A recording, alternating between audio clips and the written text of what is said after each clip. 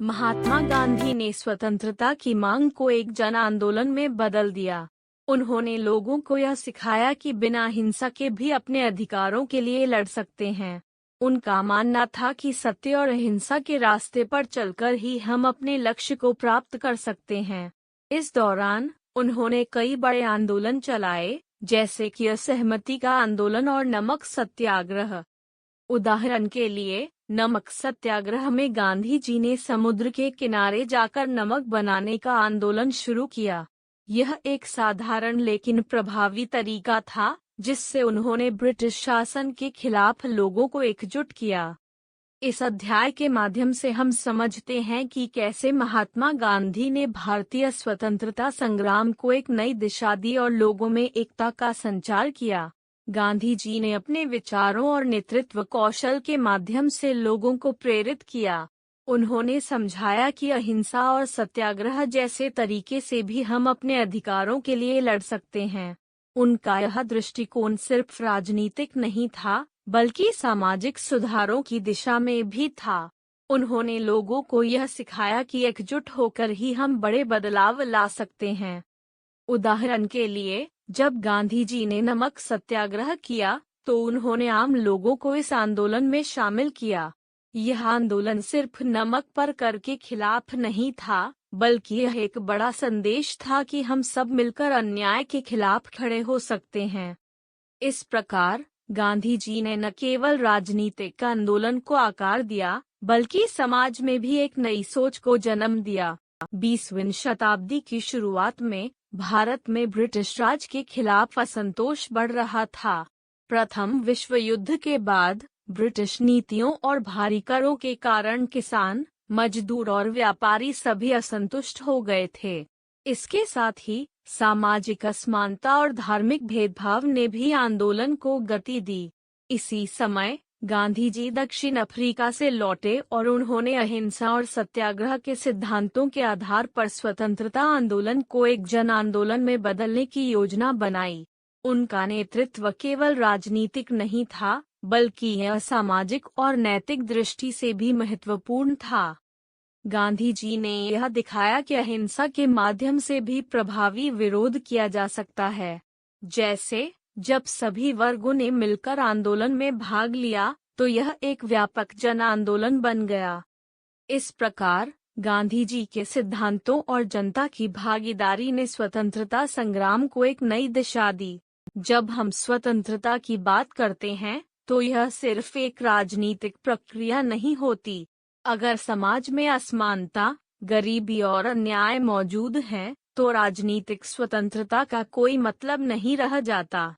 गांधी जी ने यह समझाया कि जब तक हम समाज के हर वर्ग को समान अवसर और अधिकार नहीं देंगे, तब तक असली स्वतंत्रता हासिल नहीं हो सकती। उदाहरण के लिए, अगर एक व्यक्ति को राजनीतिक अधिकार मिल जाएं, लेकिन उसके पास शिक्षा या रोजगार के अवसर नहीं हैं, तो वह स्वतंत्रता का अनुभव नहीं कर पाएगा। इस तरह गांधी जी के आंदोलन ने हमें यह सिखाया कि स्वतंत्रता का मतलब केवल राजनीतिक अधिकार नहीं है, बल्कि समाज के हर व्यक्ति का विकास भी आवश्यक है।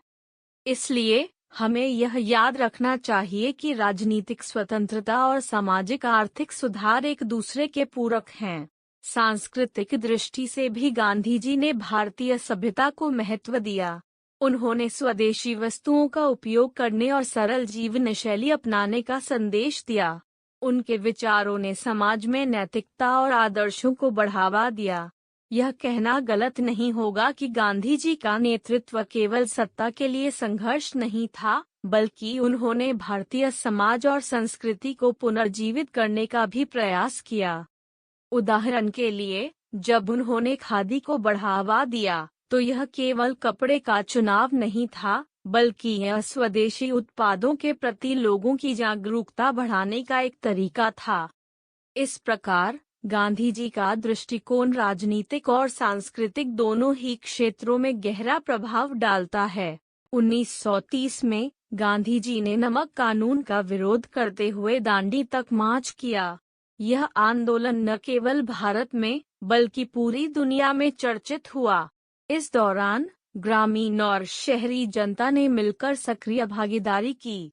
प्रशासन और पुलिस की कार्रवाई के बावजूद यह आंदोलन शांतिपूर्ण और संगठित रहा। इससे हमें यह समझ में आता है कि गांधी जी ने कैसे व्यक्तिगत साहस और नैतिकता के माध्यम से राजनीतिक विरोध को प्रभावशाली बनाया। उदाहरण के लिए, जैसे एक मजबूत पेड़ अपनी जड़ों से मिट्टी को पकड़ता है, वैसे ही गांधी जी ने जनता को आंदोलनों से जोड़कर स्वतंत्रता की दिशा में महत्वपूर्ण कदम उठाए। इस प्रकार गांधी जी के आंदोलनों ने न केवल राजनीतिक बल्कि सामाजिक और सांस्कृतिक जीवन पर भी गहरा प्रभाव डाला। यह हमें यह सिखाता है कि अहिंसा और सत्याग्रह के माध्यम से बड़े बदलाव लाए जा सकते हैं। जब हम किसी समाज में सुधार की बात करते हैं, तो यह जरूरी नहीं है कि केवल राजनीतिक बदलाव ही महत्वपूर्ण हो। समाज में सुधार लाने के लिए हमें सांस्कृतिक और सामाजिक पहलुओं पर भी ध्यान देना होगा। उदाहरण के लिए, अगर हम शिक्षा के क्षेत्र में सुधार करना चाहते हैं, तो हमें यह देखना होगा कि क्या हमारी सांस्कृतिक मान्यताएं और परंपराएं इस सुधार में सहायक हैं या बाधा डाल रही हैं। इसलिए योगदान का अर्थ केवल राजनीतिक स्वतंत्रता नहीं है, बल्कि यह समाज और संस्कृति के विकास में भी महत्वपूर्ण भूमिका निभाता है। हमें यह समझना चाहिए कि एक समृद्ध समाज के लिए सभी पहलुओं का सुधार आवश्यक है।